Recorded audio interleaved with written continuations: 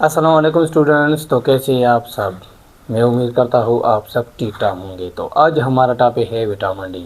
आज हम vitamin D की बात करेंगे। विटामिन डी को हम सनशाइन विटामिन भी कहते हैं, ठीक है। इसकी सारी इंपॉर्टेंट चीज़ों पे हम बात करेंगे। हम सबसे जो बेहतरीन और मुझे अच्छी लगती है विटामिन डी के बारे में कि कैसे एक शुआ सनलाइट हमारे स्किन को क्रॉस करके हमारी हड्डियों को स्ट्रॉन्ग बनाता है। एक क्वेश्चन आया होगा ना आपके दिमाग में। तो इस सारा का सारा मैकेनिज़्म इंशाल्लाह मैं आपको लास्ट में बताऊंगा। इससे पहले मैं आपको सबसे इम्पोर्टेंट चीज़ें जो बेसिक चीज़ें हैं विटामिन डी के बारे में सबसे पहले इंशाल्लाह हम इस पे बात करेंगे, ठीक है।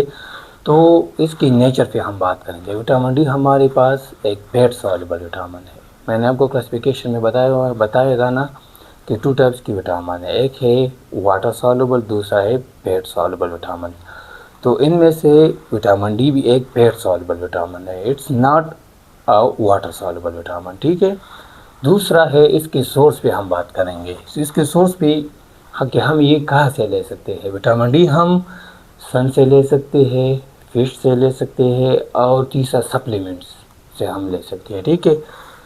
सन में एक बात याद रखना, सूरज में कि हम कितने टाइम इसको बैठना चाहिए सन को, ठीक है।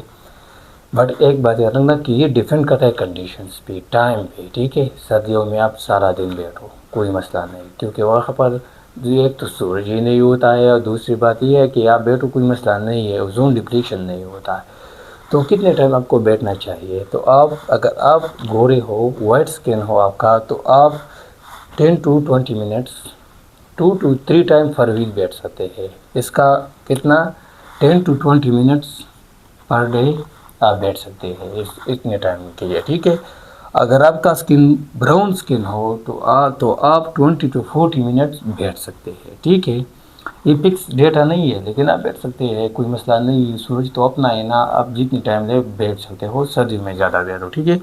तो जो ब्लैक स्किन है आपका 40 to 60 मिनट आप इसके लिए बैठ सकते हैं सूरज को, ठीक है। तो ब्लैक स्किन में क्यों इतना ज़्यादा टाइम लगता है? ब्लैक स्किन में आप 40 to 60 मिनट आप बैठ सकते हैं। ब्लैक लोग क्यों इतना ज़्यादा टाइम लेते हैं? इसलिए कि ब्लैक में मेलानिन ज़्यादा होता है और मेलानिन का काम क्या है? हमारे स्किन को कलर देना। तो इसलिए मेलानिन ज़्यादा होगा तो टाइम ज़्यादा लेगा, ठीक है। और इसका डीए है ना, ये 400 इंटरनेशनल यूनिट हम ले सकते हैं। इसका जो फॉर्म्स है विटामिन डी का, ये 3 फॉर्म्स है। एक है D1, दूसरा है D2, तीसरा है D3। D1 इनएक्टिव फॉर्म है, D2 भी इनएक्टिव फॉर्म है और जो D3 है ना, ये एक्टिव फॉर्म है। और एक्टिव फॉर्म कहाँ पर बनते हैं? किडनी में बनता है, ठीक है। मैं समझाऊंगा कि किडनी में कहाँ पर बनता है, ठीक। इनएक्टिव फॉर्म से एक्टिव फॉर्म में किडनी में कहाँ पर कन्वर्ट होता है, तो फिर इंशाल्लाह फिर इस लेक्चर में आपको बताऊंगा। इसका जो D1 फॉर्म है ये भी इनएक्टिव फॉर्म है। D2 जो इनएक्टिव फॉर्म है ना, आर्काड एर्गोकैल्सिफेरॉल, इसको हम एर्गोकैल्सिफेरॉल कहते हैं और डिराइव्ड फ्रॉम प्लांट सोर्स, ये प्लांट सोर्स से हमको मिलता है, ठीक है। दूसरा जो D3 है ना, also called cholecalciferol, derived from the animals from sunlight, ये हम एनिमल से और सनलाइट से हासिल कर सकते हैं, ठीक है। D3 और ये एक्टिव फॉर्म है। D3 ये एक्टिव फॉर्म है, ठीक है। और D1 D2 इनएक्टिव फॉर्म है। और इसका जो स्टोरेज है ना विटामिन डी का, vitamin D are store in liver, ठीक है, विद कैल्सिडायोल फॉर्म। स्टोरेज पे हम बात करेंगे विटामिन डी की, तो हम ऐसे बोलेंगे विटामिन डी और store and liver with calcidiol form. Vitamin D हमारी बॉडी में लीवर में स्टोर होता है कैल्सिडायोल फॉर्म में, ठीक है। कैल्सिडायोल आप याद रखना, ठीक है। और जो इसका एक्टिवेशन साइट है, ये कहाँ पर एक्टिव होता है, ठीक है। ये किडनी में एक्टिव होता है। किडनी में कहाँ पर? नेफ्रॉन में। नेफ्रॉन में कहाँ पर? पीसीटी में, प्रॉक्सिमल कन्वोल्यूटिव ट्यूब्यूल्स में, ठीक है।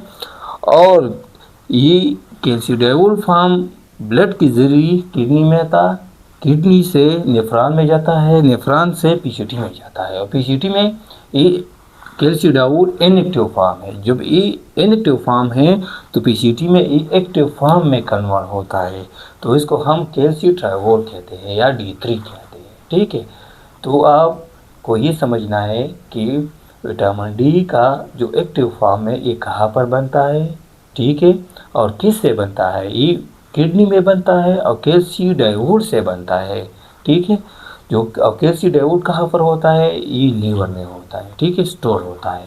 और इसका जो डिफिशियंसी है ना, विटामिन डी डिफिशियंसी और cause rickets in children and osteomalacia in adults. Vitamin D जो रिकेट्स एक बीमारी है जिसमें बच्चों की जो हड्डियाँ ना ये बहुत ज़्यादा कमज़ोर होते हैं, कैल्शियम की कमी होती है। ये इसको हम बो लेग्स भी कहते हैं। इसका टीढ़ा हो जाता है, इसका जो पाँव है ना, जो लेग्स होती है ये टीढ़ा हो जाता है, अंदर की तरफ जाता है। इसको हम बो लेग्स भी कहते हैं। ये एक ही बीमारी है। दूसरा अस्टिमलिशिया एंड एडल्ट। अस्टिमलिशिया मीन्स बोन बहुत ज़्यादा कमज़ोर हो जाते हैं, सॉफ्ट हो जाते हैं। तो ये दोनों डिफिशियंसी है कौन सी विटामिन की, विटामिन डी की। इसका जो फंक्शन है increase calcium absorption in intestine, और हमारी बॉडी में इंटेस्टाइन में कैल्शियम एब्जॉर्प्शन इंक्रीज करता है, ठीक है। बोन मिनरलाइजेशन, इसके वजह से विटामिन डी की वजह से हमारे बोन स्ट्रांग होते हैं, हम ताकत महसूस करते हैं, हमारे बोन बड़े बड़े होते हैं, मजबूत हो जाती है, ठीक है, हमारी मसल भी और हमारी बोन्स भी, ठीक है।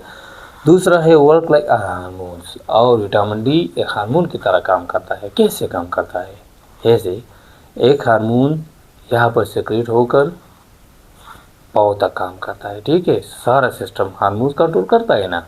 तो इसी तरह विटामिन डी भी यहाँ पर लगकर हमारी सारी बॉडी की सारी बोन्स को स्ट्रांग बनाता है, ऐसे हार्मोन की तरह काम करता है, ठीक है।